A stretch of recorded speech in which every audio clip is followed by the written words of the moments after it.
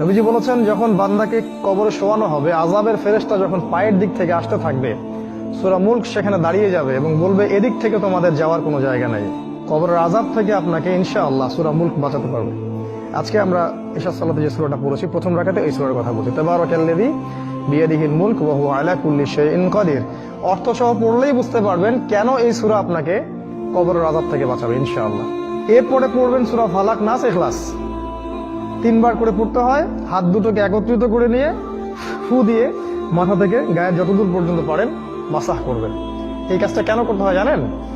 কারণ যখন আমরা ঘুমাই তখন শয়তান আমাদের ঘাড়ে 3টা গিট দেয়। হাদিসে আছে না? প্রথম গিট দিয়ে বলে যে ঘুমাও, তোমার সামনে লম্বা রাত। আবার দেয়, ঘুমাও, তোমার সামনে লম্বা রাত। ঘুমাও, তোমার সামনে লম্বা রাত। এই যে 3 বার আপনি গাটাকে মাসাহ করলেন, ঘুম থেকে ওঠার সময় আপনার মধ্যে কোনো অলসতা কাজ করবে না। ওই গিট কেটে যাবে ইনশাআল্লাহ এই সূরার বরকতে। এই জন্য এটাও 3 বার, কারণ শয়তানের গিটও 3 বার।